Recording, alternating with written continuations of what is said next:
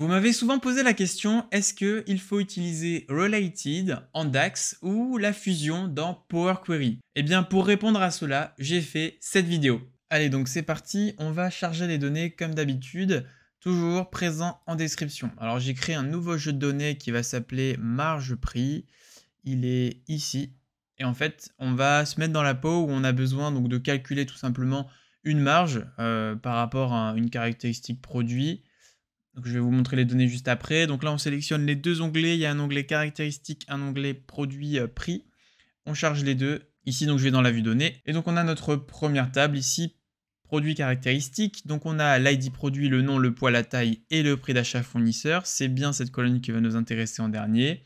Et ici, on a le produit prix, donc avec ID produit, prix de vente et le nombre de ventes. L'idée, c'est dans cette table-là de calculer la marge par produit. Alors ici, plusieurs façons de le faire. Soit on va le faire en DAX, soit on va le faire en M. Et à la fin, on va comparer les résultats de performance. On y va, c'est parti pour le premier chapitre, la fusion dans Power Query. Alors très simplement, on va ici faire un clic droit, modifier la requête. Et puis on va commencer donc nos opérations. Alors pour calculer la marge, très simplement, on va rapatrier donc notre prix d'achat dans cette table-là. On va donc faire le prix de vente moins le prix d'achat fois le nombre de ventes, tout simplement. Donc ici, fusionner des requêtes. On va ici sélectionner donc du coup notre caractéristique produit. La clé unique, c'est l'ID produit. OK. Tac. Ici, on développe. On utilise que ce qui va nous intéresser. Prix d'achat fournisseur. OK. Tac. Et ici, on va donc faire notre colonne personnalisée pour calculer notre marge par produit. Ici, on va l'appeler marge.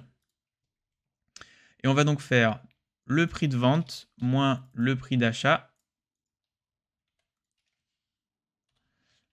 fois le nombre de ventes. Alors, hop, fois le nombre de ventes. Voilà. OK. Ici, on passe en nombre décimal. Accueil, fermer, appliquer. Et on a fini notre opération. On va évidemment faire la somme de la marge ici, tout simplement en utilisant le premier graphique à disposition. On va pouvoir rester là-dessus, sur une somme de marge. Donc ici, je vais enregistrer ce premier rapport. Je vais l'appeler donc, par exemple, donc rapport marge test fusion query. Ça va être mon premier rapport de test fusion en query. On va le mettre de côté. On va en recréer un autre cette fois pour vraiment partir sur une base 0. Et cette fois, on va faire donc la même chose, mais en DAX. Donc une fois que vous avez ouvert votre premier rapport, on va charger les données. Et c'est parti pour le chapitre 2, Related en DAX. Alors la première chose à faire, c'est de checker les relations. Ici, on check bien qu'on a une relation, donc de ID produit à ID produit, une relation de 1 à 1, bien évidemment. Une fois que cette relation est faite, on va pouvoir donc faire notre calcul DAX. Alors, je vous le rappelle, dans le rapport juste avant, on avait calculé tout simplement une représentation graphique de la marge et on trouvait donc 6148,58 et rappelez-vous, on a tout fait en M. Maintenant, on va faire la même chose, mais cette fois avec en DAX et on va voir que ça va être légèrement différent. Alors, on va tout simplement faire une nouvelle mesure et je vais vous expliquer ce qu'on va faire. Donc ici, on va l'appeler marge. Et elle va se composer déjà de deux choses. Premièrement, on va avoir la somme des ventes. Donc on va réaliser notre somme des ventes. Pour ça, on va utiliser, comme vous le savez, puisqu'on a une multiplication à faire, on va utiliser la fonction SUMX.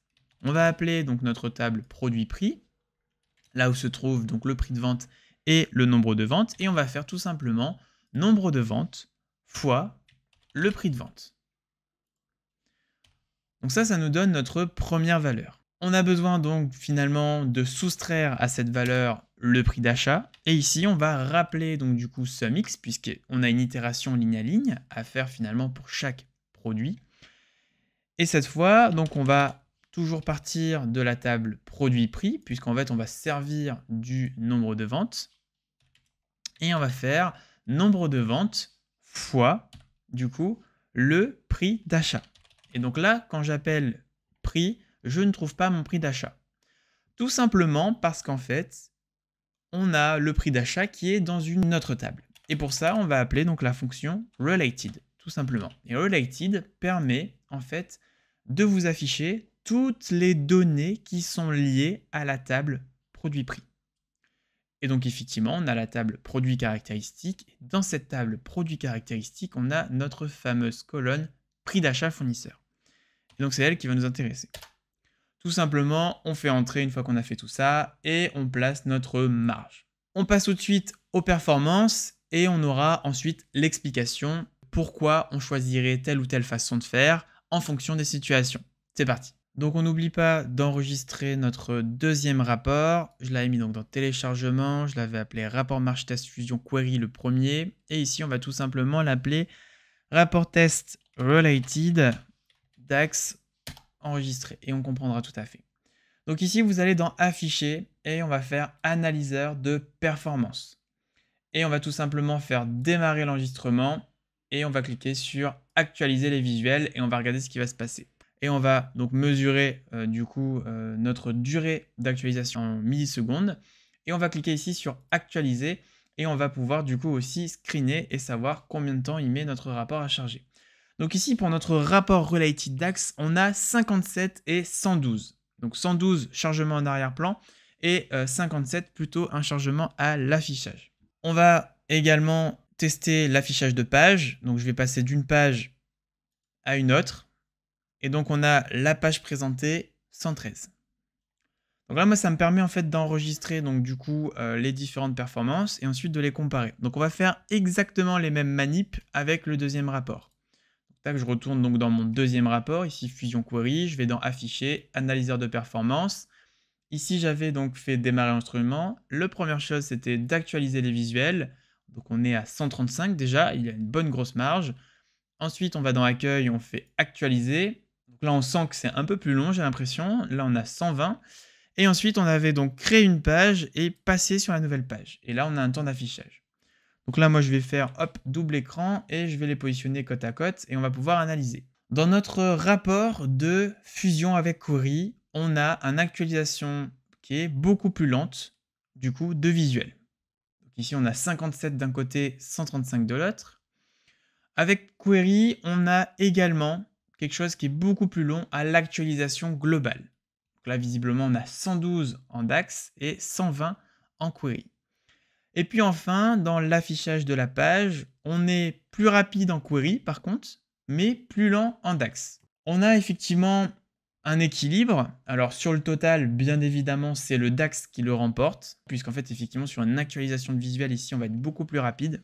Les travaux en fait d'actualisation ou d'analyse peuvent différer. Honnêtement, moi j'ai des fois des analyses qui sont pas forcément cohérentes. En fait, ici, il aurait fallu peut-être actualiser plusieurs fois pour avoir finalement quelque chose de plus probant. Parce que ici, voilà, j'ai actualisé qu'une seule fois. Et ici, on n'a qu'un seul indicateur.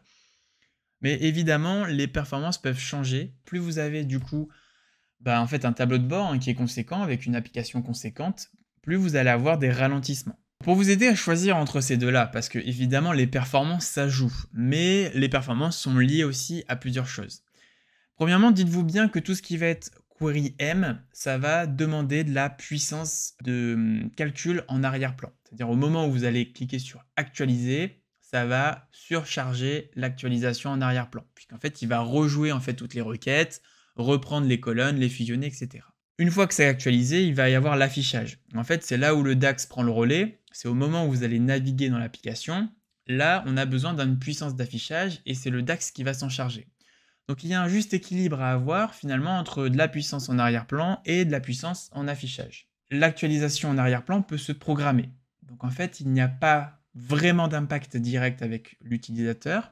Par exemple, on peut très bien imaginer qu'un utilisateur arrive sur l'application entre 9 h et midi et qu'il y a par exemple 5 actualisations. En revanche, quand il va naviguer dans l'application, c'est une puissance d'affichage qui va être nécessaire. Donc c'est là où des calculs DAX bien faits sont nécessaires. C'est compliqué en tout cas de faire des analyses de performance, mais dites-vous bien une chose, c'est premièrement, qu'est-ce que j'ai besoin de réaliser? Dans le cadre d'une opération de marge, avec un prix d'achat séparé, comme on l'a vu ici, clairement, privilégiez le DAX, parce que vous avez vu en une seule formule, sans faire d'autres retraitements, eh bien vous avez la possibilité de calculer une marge en rapatriant le prix d'achat, etc., etc. Alors que vous avez vu que dans Power Query, pour réaliser cette opération, on a besoin de plusieurs étapes. Premièrement, on rapatrie, deuxièmement, on fait le calcul, et ensuite, tac, on fait la somme dans l'affichage. Le DAX, vous avez vu, c'est beaucoup plus dynamique. En une seule formule, on peut faire plusieurs choses. Tac, je vais prendre ces données, je la mets là, tac, je fais ça, je calcule. En M, on va dire que c'est un peu plus statique. Vous avez vu, en fait, c'est étape par étape. On rajoute une colonne, on fait la somme de cette colonne, on la multiplie, etc., etc. Une fois que vous avez posé le cadre sur ce que vous devez faire, dites-vous bien aussi plusieurs choses. Est-ce que j'ai besoin de rapatrier une ou plusieurs colonnes? Si vous avez juste une colonne à rapatrier, vous pouvez très bien utiliser que la fonction related en DAX. Si vous avez beaucoup de colonnes à rapatrier, ça va demander donc une bonne volumétrie et une grosse puissance. Peut-être privilégier de le mettre en M, donc privilégier la fusion avec Power Query. Vous avez vu, quand on rentre pas mal de données, pas mal de tables de données, normalement il est bien de respecter ce fameux schéma en étoile qui est j'ai ma table d'effets et j'ai mes petits satellites, mes tables de dimensions autour. Parfois, on a tendance à sortir du schéma en étoile avec des tables de dimensions qui sont reliées à d'autres tables de dimensions ou reliées à autre chose. Posez-vous la question s'il est possible de rapatrier des données de ces sous-tables de dimensions dans les tables de dimensions pour respecter ce modèle en étoile. Puisqu'effectivement, l'idée, c'est de rester dans ce modèle en étoile pour avoir des performances optimales. Donc, si vous arrivez à rester dans ce modèle en étoile, vous pouvez utiliser du DAX, tout simplement. Avec les relations, ça le fera parfaitement. Par contre, si vous sentez que vous commencez à sortir du modèle en étoile avec des sous-satellites, et bien là, posez-vous la question s'il n'est pas peut-être nécessaire de rapatrier cette table-là dans des tables de dimension unique. Finalement, avec deux, vous en faites une globale pour respecter ce modèle en étoile et décharger l'actualisation d'affichage et aussi, finalement, le requêtage de données. Mais voilà, j'espère qu'en tout cas, c'est beaucoup plus clair pour vous. Dites-vous bien qu'aujourd'hui, dans Microsoft, il y a deux langages, le DAX et le M. Le DAX, on va dire que c'est l'affichage. Le M, c'est l'arrière-plan. N'hésitez pas à utiliser le sommaire si des notions ne sont pas claires. Et encore une fois, si c'est toujours pas clair dans cette vidéo, n'hésitez pas à me poser des questions en commentaire, je me ferai un plaisir d'y répondre. J'espère que la vidéo vous a plu, n'hésitez pas à vous abonner et à liker cette vidéo. On se dit à la semaine prochaine. Ciao!